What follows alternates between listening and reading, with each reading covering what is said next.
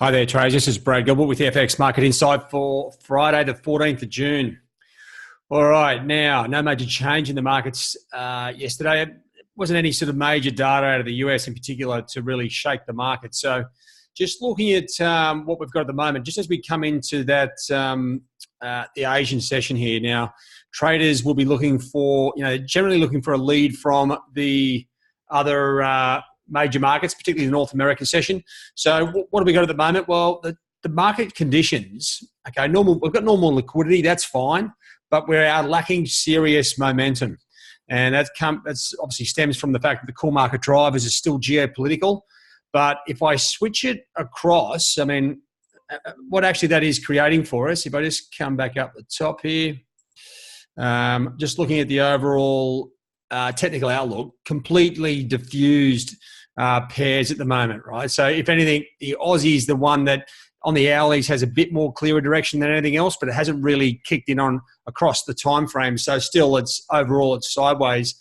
But so we've got that trading sideways market. Now, if I bring you back across, this is a bit of a picture of why the market is a bit sideways, okay? And the news will generally tell you now.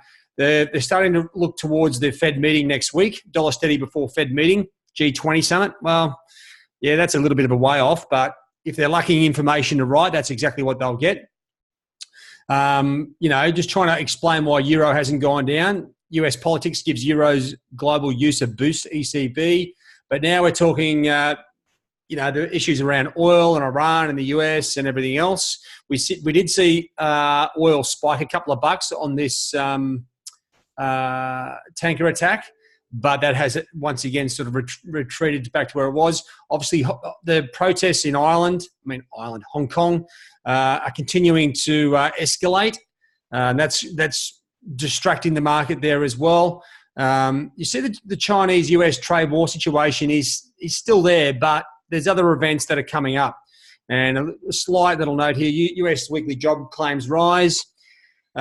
Imported inflation subdued. So basically, there's not a hell of a lot to really get your teeth into. So when you come back to look at the major currency pairs themselves and see what's going on across the board here, we're looking for, as I said, clear direction. Well, the Aussie had already broken down through the 69.50 resistance. We had the unemployment numbers. Now, the Australian unemployment numbers, the rate was slightly weaker, but the actual change was really good. So I'm not surprised. We did see a little dip of about 20-odd pips, and it's now consolidating just above 69 because the market doesn't want to take it on any further than that just at the moment, not with all these other events going on. The Kiwi, it's just slowly sliding, dollar-yen sideways.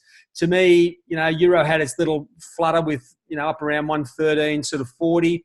It's now drifting sideways, and once again, we've got a potential breakdown there around 112, sort of 65. Hard to say whether that's going to go on with it. We really need momentum in the currencies to get these things moving. Sterling just whipping about as per usual. And here's dollar CAD now. It had a pretty sharp push down after last Friday's non-farms and Canadian employment numbers. Trading sideways. Oil was falling. That put upward pressure on dollar CAD. And now we've just got a little bit of discombobulation on dollar CAD and oil around these oil tanker attacks. Right? So not a hell of a lot to get excited about in the major currency pairs.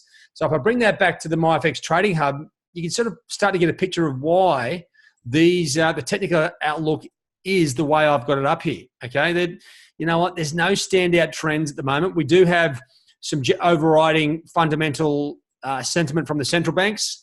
The RBA, ECB, and RBNZ. But the other ones, everyone's sitting tight at the moment. We do have the biggest event in the market coming up next week, and that is the Federal Reserve or the FOMC committee meeting. And they'll tell us a lot more about what they're thinking with interest rates and forward projections. That's going to be a real massive event. But for right now, what have you got to focus on? Well, make sure you're tuning into the US retail sales. The market is gagging for some sort of direction from the US dollar, and join the dots. Last week we had weaker non-farm payrolls. We've had weaker US CPI, slightly weaker, and now we've got the retail sales. So if this comes in weak, I think we'll start to see the dollar. I mean, it's in the middle of a big range at the moment, but we may start to see this thing start to point down. And obviously, as the weekend goes through, I wouldn't be running positions over the weekend with my own cash, let alone the funded accounts, primarily because, over the weekend with so many weird events happening, dollar Swiss and dollar yen could potentially kick into gear. And usually these geopolitical events, they come in little waves. So you'd expect some sort of activity either around oil. You expect a huge amount of uprising in Hong Kong and anything else that goes for that matter. And don't forget, we do have the G20. The G20 meetings have been a little bit inconsequential the last 10 years. But Donald has already come out and said after the G20, we're going to hit China with more tariffs. So that'll be our major focus also as we get into that. But that's later this month. All right, guys, that's it from me. Have a good trade day. All the very best. Cheerio.